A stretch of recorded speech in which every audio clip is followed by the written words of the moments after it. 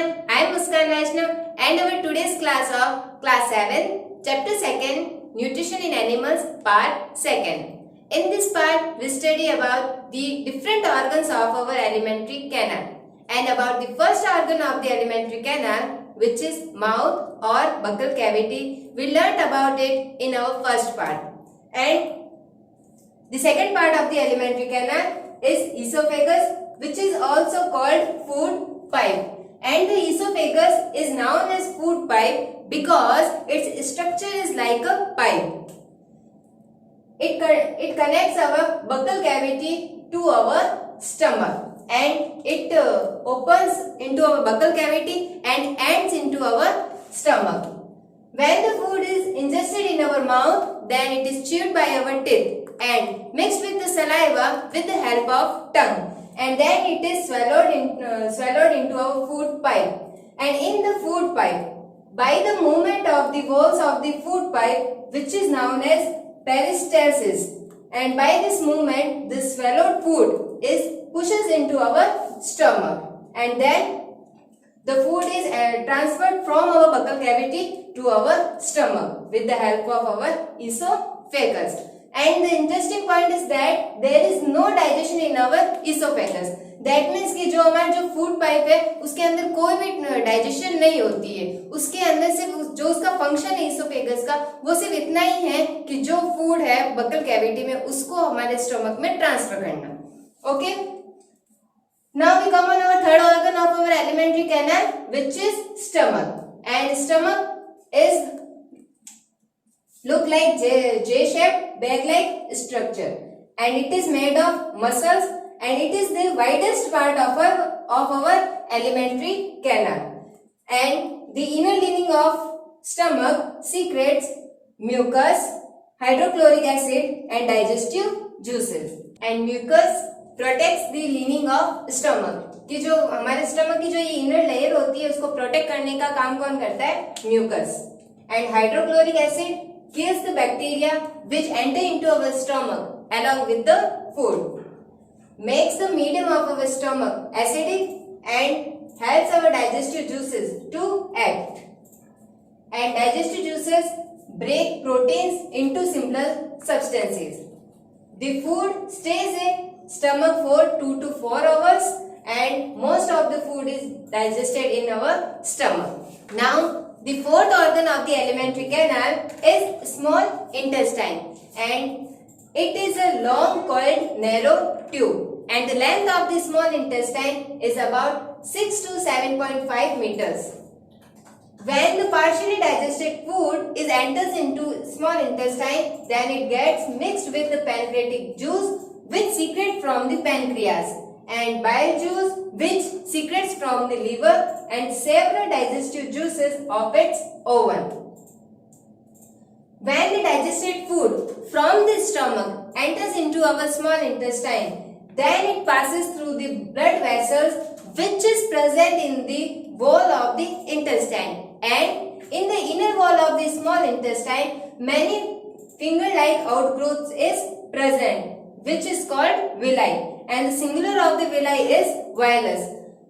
The nutrients of the digested food is absorbed by these villi because villi increases the surface area for the absorption of the nutrients of the digested food. And then from the blood vessels food enters into the bloodstream, and from the bloodstream it transported to the different organs and cells of our body.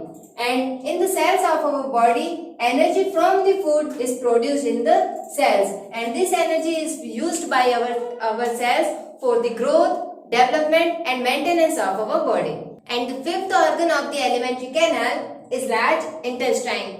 The undigested and unabsorbed food passes into the large intestine from small intestine. Okay, it is wider and shorter than small intestine, and the length of the large intestine is 1.5 meter long. Okay, the food that remains undigested or unabsorbed enters into the large intestine, and in the large intestine there is no digestive function, and the function of the large intestine is only to absorb water and some salts which present in the undigested food. Okay, that's clear.